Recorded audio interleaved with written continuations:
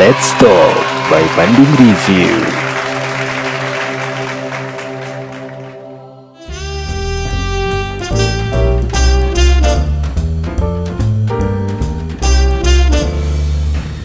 Oke, Gus, sekarang kita bakal bahas studi kasus ya.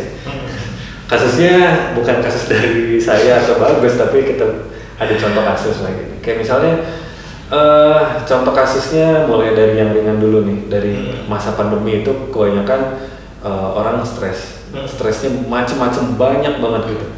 Mulai dari karena kita ketika pandemi itu yang kepukul karena ekonomi segala macam, terus anggaplah kita kepukul ekonomi, ibaratnya pemasukan pas-pasan banget atau mungkin bahkan kurang, kan kita kadang stres tuh. Gimana sih ngadepinnya gitu? Apakah cuman kadang gini, kadang ada stres yang dia sadar dia stres, ada yang stres yang ketika orang lagi stres tuh malah aduh gimana, jadi belum kepikiran tuh solusinya, malah kayak oh gitu, apa ya, mengkerut lah gitu ya. Jadi belum kepikiran solusi tapi malah mengkerut terus gitu. Nah itu gimana sih? Oke, itu kan berarti ibaratnya kalau ini gue bisa bilang itu menengah ya, karena pandemi itu situasinya kayak gitu. Nah tapi itu terjadi kayak gitu. Contohnya aja yang tadi lo bilang, orang tuh nggak sadar dia stres kayak gitu kan, kayak tadi. Kenapa sih dia nggak sadar stres? Kalau situasi pandemi kita nggak kemana-mana.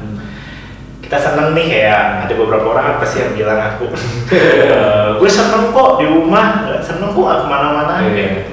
Sehari seneng, 2 hari seneng, 1 minggu seneng, 6 bulan udah. Terus disitulah orang mulai ngerasa kayak gue tuh kok bisa ini ya, kok bisa tiba-tiba uring-uringan gitu lah, tiba-tiba uring-uringan, kayak kesel cepet marah kayak gitu istilahnya, dan istilahnya kayak udah mulai lemas, tidur jadinya terganggu kayak gitu. Terus kita berpikir pasti kan, gue emang stres ya gitu, kan gue nggak ngapa-ngapain, gue di rumah aja kayak gitu istilahnya. Harusnya kan orang-orang stres itu orang yang ngapa-ngapain gitu, orang kerja, tapi gue tidur, gue santai, kenapa gue stres ya? Cobain yang tadi, lo tidur tuh enak, 1 hari lo nggak kemana-mana, sehari, 2 hari, seminggu enak, sebulan, 6 bulan nggak kemana-mana, terasa juga kayak gitu. Di situ artinya orang yang paling penting, paling pertama adalah lo harus sadari bahwa lo tuh stres, kayak gitu. Poin pertama adalah sadari bahwa lo tuh stres, bahwa situasi ini memang membuat lo tuh stres kayak gitu. Karena dampaknya ketika seseorang nggak sadar kalau dia stres, biasanya mereka akan membuat stres dirinya sendiri, artinya malah makin nge-push dirinya sendiri.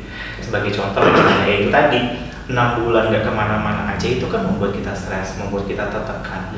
Terus lo tambahin dengan, oke, berarti 6 bulan ini gue harus punya produktif, gue harus bisa mencapai sesuatu, gue harus ini.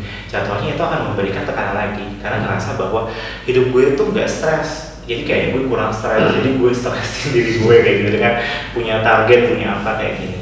Lo memaintain 6 bulan gak kemana-mana aja itu udah cukup berat kayak gitu. Apalagi lo harus tambahin lagi diri lo dengan stres dengan tuntutan kayak gini. Jadi di situ yang pertama sadari dulu bahwa oke, gue stres. Sadari ya. Jadi gue gak kemana-mana tuh gue stres. Gue tiduran doang itu gue stres kayak gitu. Oke. Ya buat yang nonton nih, coba udah nonton video ini, coba renungi kira-kira kalian lagi stres atau enggak nih, karena ya kadang-kadang kita tidak menyadari itu ya Gus ya. Kayak ya udah, kita kan nggak banyak kerjaan, nggak apa kan. Mereka kadang-kadang mikirnya kalau stres itu banyak kerjaan, stres tuh mungkin nggak punya uang atau segala macam. Kadang-kadang orang-orang yang punya uang juga kalau di rumah terus juga bete juga kan ya. Oh gitu. Oke. Itu stres yang mungkin banyak dialami. Cuman ada yang unik nih. Kadang-kadang di Indonesia deh ada kasus di mana kita bagi dua nih, umuran yang remaja mungkin sekitar 20, anggaplah 22 ke bawah ya, ketika putus cinta. Asik. Kan kalau 22 ke atas kadang-kadang penanganannya juga beda ya. Nah kadang-kadang gue suka pernah lihat ada di video gitu, atau yang di kalau nge-scroll Instagram dulu, Facebook ya gitu, suka ada yang umur di bawah 22 ke bawah itu ketika diputusin pacar terus stresnya nggak karuan, nggak mau makan segala macam. Is that real gitu? Apakah benar ada yang kayak gitu atau memang orangnya lebay gitu ya? Mohon maaf karena ini kita dari kacamata netral ya. Dari orang awam gimana tanggapan? Oke. Nah, kita bisa lihat dari PW perkembangannya atau dari tingkatan level perkembangannya. Umur 22 tahun kalau misalnya putus atau gimana, ada beberapa yang jadinya biasa aja gitu ya, kayak ini. Dibandingkan dengan yang remaja kayak gitu istilahnya yang putus pacar aja tuh kayak besar banget gitu ya. Sebenarnya kalau kita lihat dari sisi PW perkembangannya dia, ya pada dasarnya dia kan belum pernah ngalamin hal itu. Dalam tanda kutip dia belum mengalami gitu sih kondisi pengalamannya. Yang dia tahu adalah dia punya pacar, dia senang, kemudian sesuatu yang menyenangkan itu hilang atau sesuatu yang menyenangkan itu nggak ada lagi kayak gitu. Perubahan itu pasti akan menyebabkan stres kayak gitu. Jadi kalau gue bilang bahwa orang itu baik, ya enggak juga. Stres itu ya nyata. Artinya dibilang stres, ya stres kayak gitu. Dibilang mereka tertekan, ya pasti tertekan. Ibaratnya karena mereka belum pernah tuh ngalamin putus cinta kayak gitu. Tapi kayaknya di atas umur 22 atau bahkan mungkin 27, 30 pun masih ada. Pasti masih ada, yaitu tadi bergantung ke bagaimana tingkatan besarnya. Karena kan subjektif sekali ya seseorang itu memandang bahwa itu tuh stres atau enggak. Sebagai contoh, bagi kita nih yang orang yang kerja tiap hari berangkat dari rumah terus ke kantor, macet itu bagi kita akan menyebabkan stres ringan. Kenapa? Karena kita menghabiskan waktu di macet itu mungkin hanya sekitar 3 jam, sejam, kayak gitu. 3 jam kelamaan di jalan, gila. Dari mana tuh? Rumahnya di Bandung, kerjanya di Jakarta gitu. Jakarta bisa jadi itu dari Jakarta bisa jadi dari Bogor, Bekasi, tapi sekarang lebih lancar karena nggak kayak ada yang lain. Dulu bisa loh. Dulu bisa. Nah, kayak gitulah. Jadi ibaratnya orang yang cuma ngabisin 3 jam, 2 jam di jalan, ya setelah itu ini bagi dia itu stres ringan. Artinya itu hanya sebagian jadi menambah. Jadi misalnya stresnya dia segini, kecil-kecilnya itu adalah si macetnya itu. Tapi kita bayangkan seseorang yang kerja di jalan kayak bapak-bapak, ibu-ibu yang ojol, yang tiap hari kerja di jalan yang 12 jam bahkan sampai 18 jam itu jauh ngadepin macet. Macetnya sama, tapi macetnya macetnya itu menyebabkan kita stres ringan, di dia itu jadi menyebabkan stres berat karena dia hadapi terus tiap hari, dia ketemu tiap ini, yang di kita dapatnya cuma segini terus dapatnya cuma 3, yang dia segini tapi dapatnya 12 kayak gitu. Itu juga akan jadi stres besar. Sifat atau stresor itu jadinya subjektif. Itulah kenapa jadinya ada udah sampai usia 30, 22 masalahnya tetap sama putus cinta. Tapi di satu dan di lain itu efeknya beda. Itu tadi, siapa tahu bagi dia itu sesuatu yang penting, atau kalau saya sangat berharga lah, sangat berharga, atau kalau gue itu bilangnya adalah itu fundamental kebutuhannya dia gitu. Artinya needs fundamental needs-nya dia itu needs dasarnya dia itu yang membentuk diri dia. Kalau ketika itu needs-nya atau kebutuhannya dia nggak terpenuhi atau hilang, pasti itu jadi stres berat kayak gitu. Nah ini ada contoh yang ekstrimnya, masih tentang putus cinta nih. Kadang orang yang putus cinta ada yang mungkin sampai gelap mata, ada yang mau sampai pengen menyayat tangan, bahkan ada yang pengen bunuh diri, dan ada lagi yang lebih ekstrim lagi, kadang bisa menjadi gila gitu Mas. Itu yang aku pernah dengar ya, cuman itu dari kacamata awam aja, dari info-info yang tersebar di mana-mana. Menurut Bagus nih sebagai psikolog, kira-kira pandangannya apa sih yang kayak gitu tuh? Ya selama gue praktek tuh gue nemuin sih hal-hal yang kayak gitu. Kadang sesuatu yang sifatnya ekstrim gitu, kayak kok efeknya apa sih, misalnya kejadiannya segini dampaknya sangat ekstrim gitu. Yang gue selalu pakai pendekatannya adalah pertama kita lihat dulu fundamental needs-nya dia atau kebutuhan dasarnya dia. Jadi sebenarnya dia sebagai manusia itu hidup itu punya kebutuhan dasar apa sih? Yang paling penting atau kebutuhan yang paling penting hidup dia itu apa sih? Setiap orang tuh punya kebutuhan yang berbeda-beda gitu. Yang berbeda-beda artinya kebutuhan tuh pasti ada. Satu orang pasti butuh untuk disayangi misalnya, atau satu orang pasti butuh untuk rasa aman dan sebagainya. Tapi si tingkatan atau bagi satu orang si kebutuhan rasa disayang itu jauh lebih nomor satu dibandingkan kebutuhan untuk keamanan. Mungkin contohnya kayak gini nggak? Kayak misalnya ada yang kebutuhan fundamentalnya itu finansial, ada yang fundamentalnya itu adalah kasih sayang atau pasangan apa segala macam. Gitu ya? Jadi dengan beda-beda kayak gitu tuh juga pasti akan beda-beda dampaknya kayak gitu. Nah, ketika seseorang itu juga misalnya jadinya dia melukai diri atau kayak gimana, melukai diri, kemudian sampai ada beberapa tindakan itu kan sebenarnya upaya dia untuk tetap bertahan hidup. Dalam artian saya tuh pengen tetap baik gimana ya, cuman yang dia pelajari adalah suatu bentuk coping atau suatu bentuk penyelesaian masalah yang kurang efektif.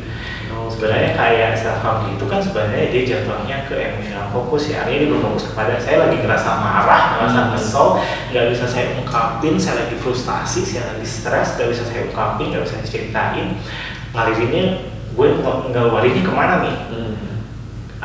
Ada yang ngeluarinnya ke dalam dirinya, yaitu dengan cara self harm kayak gitu, dan dia mendapatkan kelegaan kayak gitu. Nah itu juga adalah suatu bentuk coping tapi nggak efektif. Tidak efektif. Karena Sangat tidak efektif. Nggak efektifnya karena istilahnya kalau ibaratnya mah kan lebih banyak mudaratnya dibandingkan manfaatnya gitu. Dia lega tapi luka-luka ada, dan belum lagi kalau misalnya infeksi kayak gitu. Lebih bahaya lagi. Tapi kan lebih bahaya lagi gitu. Jadi itu yang diakibatkan karena dia tidak mampu mengekspresikan perasaannya, emosinya, stresnya, dia tidak mau dikeluarkan dengan cara lebih positif atau lebih baik. Itu juga jadi bahaya sih. Nah kalau yang sampai ke gila gitu gimana sih? Nah ada banyak faktor bisa begitu ya, maksudnya orang yang dulunya normal biasa aja bisa ada kasus kayak mungkin di rumah sakit gila itu mungkin ada yang enggak dari kecilnya biasa aja, mungkin ada juga kayak gitu ya. Itu sih ada banyak faktor lain kalau kayak gitu. Kalau kita bicara gangguannya, kalau mungkin bahasanya gue gak enak ya dengerin gila gitu. Oh sorry sorry ya, tapi maksudnya kalau gue mungkin kalau dalam terminologi psikolog medis atau psikologisnya itu kita bilangnya gangguannya mengarah kepada gangguan psikotik. Seperti itu ya. Gangguan jiwa gitu. Iya. Lebih kasar kayak itu bahasanya. Gangguan jiwa mungkin ODGJ kan ada istilahnya. Ada gangguan jiwa kayak gitu. Jadi kalau gangguan jiwa masih ini, tapi gangguan psikotik itu biasanya yang levelnya lebih paling tinggi lah istilahnya, yang agak sulit disembuhkan. Faktor seseorang bisa berubah dari stres biasa kemudian si stres itu menjadikan dia punya gangguan psikotik itu berbeda-beda, ada banyak faktornya. Kita harus lihat juga di faktor genetik.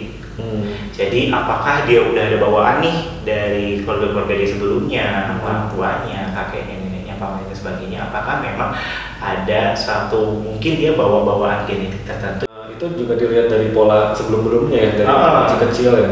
Jadi ibaratnya bagaimana perkembangan pribadiannya lah, apakah dia pribadinya berkembang dengan sehat, kutip sehat itu artinya kebutuhan-kebutuhan cukup terpenuhi, tidak mendapatkan suatu kejadian atau tidak nggak ada pengalaman buruk masa lalu yang menyebabkan dia menjadinya tertrigger akan hal itu juga perlu kita perhatikan. Artinya untuk kasus-kasus yang levelnya dari normal ke abnormalnya dan kemudian abnormalnya langsung ke psikotik, itu tuh banyak faktor harus kita telusuri.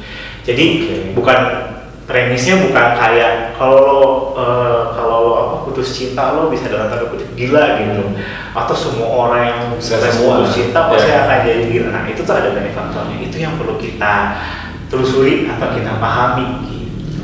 Oke, karena memang yang gue tahu sih ada di sekitar lingkungan gue, bukan keluarga, bukan teman, tapi secara geografis maksudnya rumahnya dekat lah gitu ya.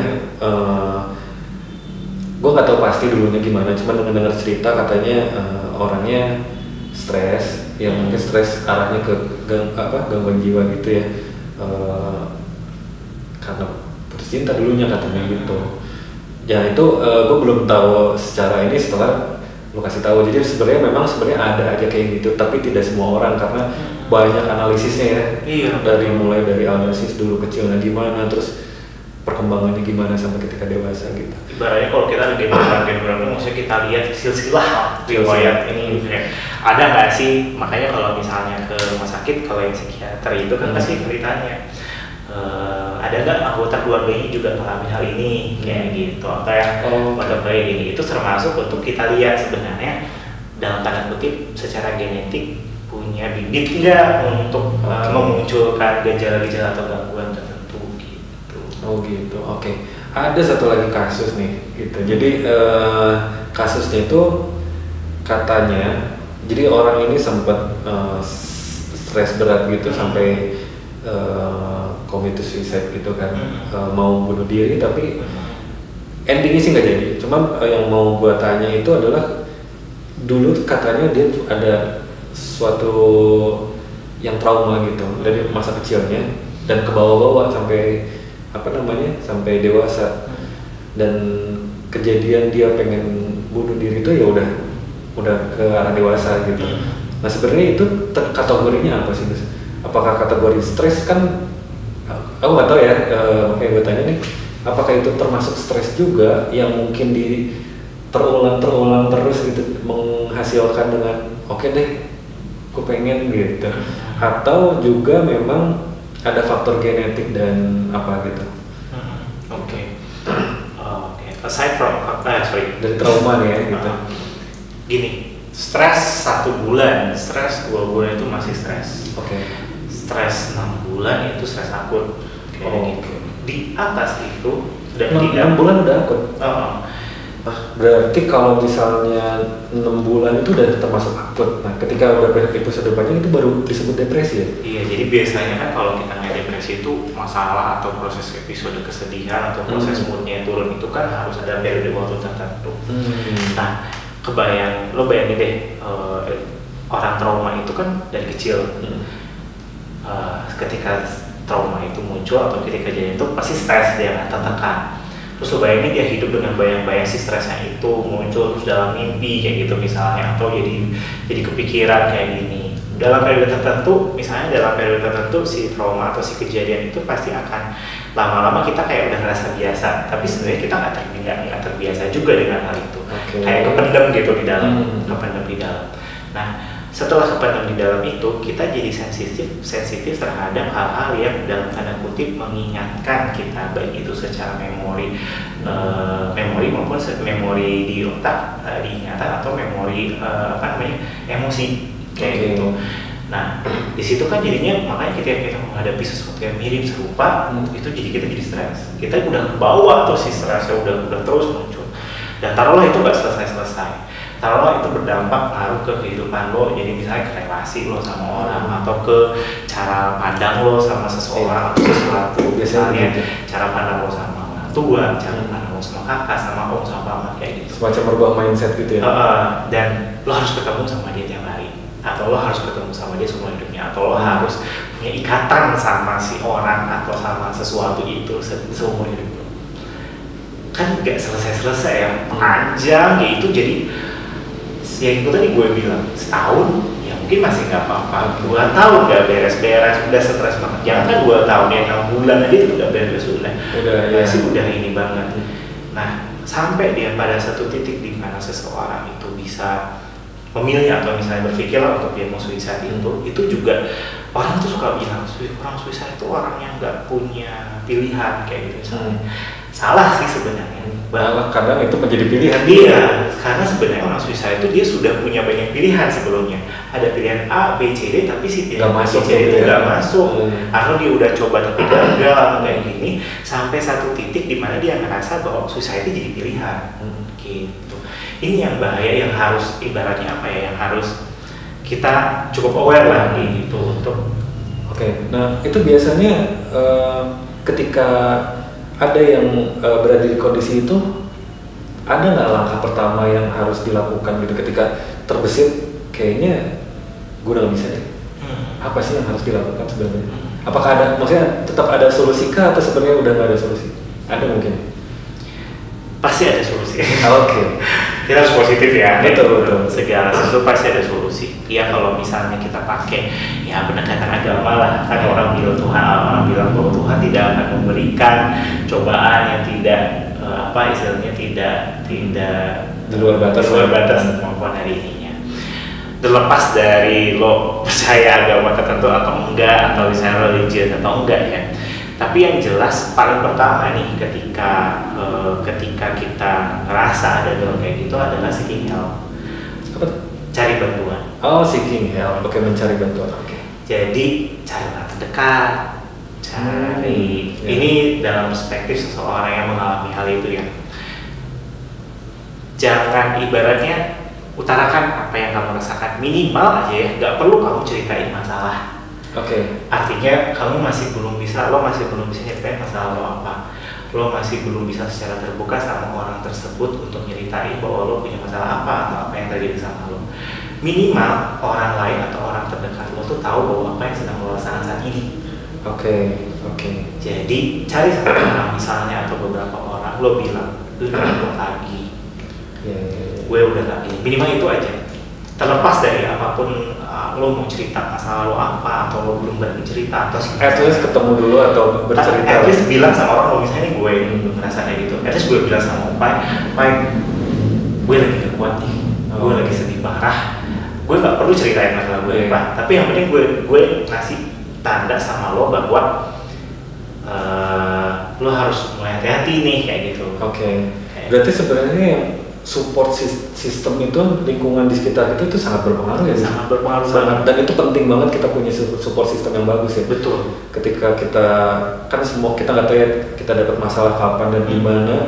Ketika kita punya lingkungan yang bagus yang bisa support kita, ketika seseorang bilang bahwa udah gak kuat, teman-teman sekitar itu bisa seenggaknya line pertama lah ya, benteng pertama ya. Atau kalau misalnya nggak ada, ya kan banyak orang yang ngerasa bahwa dia kesepian ini atau nggak punya siapa-siapa. Lo tuh nggak perlu khawatir karena istilahnya sekarang pun juga udah ada banyak kok hotline untuk yang 24 jam lagi ya. Ada kasus-kasus kayak gitu. Kalau di Indonesia itu layanan sejiwa. Oke. Layanan 119 extension 8. 119 extension 8. 119 extension 8 itu layanan memang yang ketika lo kontak itu akan dihubungkan dengan profesional langsung untuk mengatasi permasalahan psikologis tertentu. Bayar atau gratis? Gratis. Ini baru tahu banget. Ternyata di Indonesia ada layanan seperti di luar negeri yang kalau misalnya ada masalah yang lebih ke super urgent darurat, masalah mental dan lain-lain, ada yang nge-handle gitu, namanya sejiwa ya misalnya. Hotline 119 extensionnya 8. Oh, harus catat nih. Baru tahu kan? Ada ya? Ada. Udah lama atau gimana? Itu tuh memang perkembangannya di setelah masa pandemi. Jadi ya sepanjang riwayat sejarahnya itu ini organisasi ya gitu. Takutnya bosan gitu kan, nggak tertarik gitu. Tapi yang jelas sih kita punya Indonesia punya layanan untuk hal seperti itu. Jadi jangan ragu untuk kontak profesional, atau kalau misalnya ibaratnya tadi kalau yang Upay bilang kan, line pertama itu teman, kerabat, keluarga yang minimal mereka tuh tahu gitu bahwa apa yang lagi lo rasain sekarang, bahwa lo tuh lagi sekarang merasa down, bahwa lo lagi ngerasa tertekan parah. At least minimal mereka bisa ada tindakan-tindakan pertama yang bisa mereka lakukan. Kayak misalnya jangan dibiarin sendiri, ya udah lo nginep di rumah gue, lo tidur bareng gue. Terus jauhin tuh barang-barang yang memang membahayakan kayak gitu, ke tempat-tempat yang ini. Jadi provider untuk kebutuhan dasar kayak gitu, karena kan pasti orang dalam kondisi kayak gitu tuh kayak nggak nafsu makan atau malah nggak kepikiran makan kayak gitu. Iya, dropnya kadang-kadang karena itunya ya. Jadi ibaratnya lo jadi orang atau teman-teman lo tuh jadi istilahnya itu tadi lini pertama yang ada lah minimal gitu. Oke. Nah, selain hotline, kira-kira, gue sebagai orang awam nih, jujur sampai sekarang masih bingung apa itu psikiater, apa itu psikolog, dan kalau misalnya apa sih gunanya psikolog dan apa gunanya psikiater. Memang gue dengar kalau misalnya ada masalah datanglah ke psikolog atau psikiater, tapi bedanya apa? Dan bedanya apa nih? Terus di mana kita bisa menemukan mereka? Ketika misalnya ada seseorang yang stres nih, kan ada yang cuma konsultasi biasa kan, misalnya masalah rumah tangga, konsultasi. Ada yang benar-benar dia stres kayak mungkin tadi commit to suicide gitu ya, mau bunuh diri dan segala macam. Itu konsultasinya kemana sih? Ke siapa dan kemana gitu? Oke. Jadi kalau misalnya perbedaan apa sih namanya psikiater, apa sih namanya psikolog, dan kalau sekarang juga yang lagi ngetren itu ada orang suka bilang dianya itu adalah certified psychotherapist kayak gitu istilahnya. Apa sih bedanya sebenarnya kayak gitu? Satu, di jenjang pendidikan sih kalau kita bisa lihat. Kalau psikiater itu kan jenjang pendidikannya dia menyelesaikan profesi kedokteran dulu. Tadi dokter umum, kemudian yang habis spesialis, dokter spesialis ke spesialis kejiwaan SPKJ. Kalau misalnya psikolog itu dia mengambil jenjang pendidikan pertamanya S1 psikologi, kemudian mengambil jenjang profesi S2 psikolog gitu. Yang tadi pembagiannya juga udah di depan, udah ceritain. Kalau yang certified itu biasanya mereka menjalani suatu pelatihan dalam jangka waktu tertentu yang diselenggarakan oleh lembaga yang bonafit, lembaga yang baik dan yang bagus gitu ya, yang sudah terstandarisasi untuk bisa memiliki satu keahlian khusus dalam melakukan penanganan gitu. Perbedaannya apa juga di skupnya lagi, di skup penanganannya gitu. Psikiater tuh biasanya dia bisa menangani dengan psikoterapi ya, dan juga bisa menangani dengan obat-obatan. Jadi ada medikasinya gitu. Dan biasanya memang masalah-masalahnya harus yang ada kaitannya, bukan harus juga sih, tapi biasanya masalah-masalah paling baik ketika ada kaitannya juga dengan kondisi medis atau kondisi fisik tertentu. Atau lebih simpelnya gini deh, untuk psikiater, psikolog dan psikoterapi itu contoh case-nya apa? Kalau kita misalnya yang mau klien di situ tuh klien yang gimana sih? Biar lebih enak gitu. Contohnya gini, ketika seseorang itu misalnya dalam kondisinya masih berat kayak gitu, taruhlah yang jadi udah psikotik, dia umumnya udah melantur, udah bentar, psikotik melantur maksudnya dia obat-obatan? Enggak, psikotik itu kan gangguan ya, gangguan yang ada halusinasi. Baru tahu lagi, gue pikirnya psikotik tuh orang yang narkoba segala macam. Gimana? Saya ada orang halusinasi delusi misalnya, terus dia kemudian dalam kondisi dia dalam kondisi yang nggak bisa diajak ngobrol. Nah kalau yang itu dibawa ke psikolog itu rugi, karena sama kita belum bisa diapa-apain. Itu masuknya ke psikiater. Psikiater dulu. Jadi kalau udah gangguannya kayak gitu, sebaik psikiater dulu. Dia dapat medikasi dulu, dapat obat-obatan untuk menstabilkan hormon, menstabilkan sistem-sistem dalam tubuhnya dia, sampai dia sudah bisa berkomunikasi dengan baik. Kemudian baru akan ada dilanjutkan dengan psikoterapinya. Tapi biasanya kalau dalam beberapa gangguan medikasinya nggak boleh stop. Dan itu yang bisa menentukan medikasi itu dokter ya. Nah, iya betul. Psikolog kasusnya apa nih yang harus datang ke psikolog? Sebagai contoh, psikolog itu kalau kita bilangnya antara orang normal sampai ke normal bermasalah. Gitu. Dan ada juga beberapa gangguan-gangguan gangguan psikiatri tertentu, tapi yang dalam tingkatan yang belum istilahnya sudah stabil. Kalau kita istilahnya ada garu gelisah gitu ya. Jadi sudah stabil, udah bisa diajak ngobrol, udah bisa kayak gini, biasanya kami sebagai pendamping juga untuk proses medikasi obatnya. Gitu. Tapi kalau dari orang-orang besar, contohnya kalau misalnya masalahnya adalah itu tadi konsultasi terkait dengan putus cinta misalnya, atau misalnya konsultasinya keluarga gitu, cemas atau keluarga kayak masuk ke situ. Masuknya ke psikolog dulu aja sebaiknya gitu. Karena ada beberapa yang memang concernnya di keluarga kayak gitu. Ibaratnya sistem atau mindset yang perlu dirubah kayak gini, itu mungkin juga bisa ke psikolog kayak gitu. Nah, untuk psikoterapi itu apa tuh? Yang kayak gimana case-nya? Psikoterapis tertentu itu tuh biarkan sertifikat kan. Nah, kalau mereka sertifikat artinya mereka tersertifikasi untuk mungkin satu kegiatan atau satu terapi tertentu aja. Dan dalam khusus terapi itu. Sehingga tergantung masalahnya yang cocok dengan terapi itu tuh apa. Apakah benar kayak gini nih, habis dari psikiater dialihin ke psikoterapi gitu nggak sih? Mungkin bisa. Jadi mungkin bisa jadi ya dari psikiater dari psikiater benar itu diarahin ke psikoterapi gitu, mungkin ada kemungkinan? Ada kemungkinan bisa. Kalau misalnya dirasa itu bermanfaat. Contohnya misalnya ada praktisi yang sekarang lagi ini kan praktisi meditasi atau mindfulness, atau misalnya praktisi yang sudah tersertifikasi itu, misalnya yang sudah tersertifikasi untuk terapi, misalnya ada brain spotting, ada kita istilahnya ada beberapa inilah. Mindfulness, brain spotting, dan beberapa psikoterapi lain itu kan bermanfaat untuk satu, misalnya mungkin ya bermanfaat bagi satu masalah, tapi mungkin tidak terlalu bermanfaat bagi masalah yang lain, atau sangat efektifnya sangat tinggi untuk satu masalah, tapi mungkin dengan masalah yang lain efektivitasnya lebih kecil kayak gitu. Jadi ketika nanti misalnya nih dari psikiater atau psikolog merasa bahwa ini kayaknya butuh nih dia psikoterapi tertentu yang udah spesifik, tapi misalnya saya nggak menguasai hal itu kayak gitu, misalnya atau psikiaternya nggak menguasai atau psikolognya nggak terlalu menguasai hal itu bisa kita refer, minta bantuan para psikoterapis hanya untuk melakukan si psikoterapi keahliannya dia gitu. Jadi biasanya kalau psikoterapi, setahu aku ya, psikoterapis itu ya berarti tidak melakukan, mungkin ada proses asesmennya tapi nggak seperti asesmen umum yang dilakukan oleh psikiater dan psikolog gitu. Jadi itulah berbagai macam yang berhubungan dengan stres dan psikologi ya. Mungkin secara singkat aja nih Gus, buat kita bikin closing ya. Secara singkat, apa yang bisa bagus simpulkan atau bagus kasih saran ke teman-teman di luar sana yang menghadapi berbagai macam stres, entah itu tingkatnya kecil sampai berat. Iya, oke. Kalau dari gue sih untuk teman-teman semua, yang pertama adalah jangan takut untuk menghadapi atau memiliki stres. Itu sesuatu yang wajar. Kayak kalau hidup lo itu apa istilahnya? Hidup lo tuh target atau tujuannya adalah supaya menghindari stres, supaya nggak punya stres, itu tuh sesuatu yang muluk-muluk. Kalau mungkin ya pasti kena tuh. Pasti kena. Nah, pasti ada lah, entah itu yang kecil, entah itu yang sedang, kayak gitu tuh pasti akan ada aja kayak gitu. Wajar. Tapi bukan berarti kita tidak bisa menciptakan gaya hidup yang kita mampu untuk manajemen stresnya kita.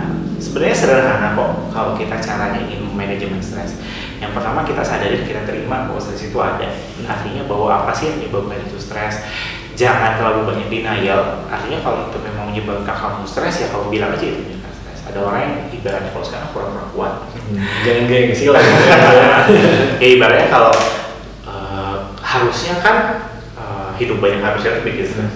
Harusnya kan gini doang nggak bikin gue stres. Harusnya gini, harusnya gini. Karena suka ada bahasa bercandanya tuh kayak sakit tidak berdarah gitu. Padahal stres itu dia cuma biasa aja gitu. Jadi sadari bahwa itu tuh bikin lo stres.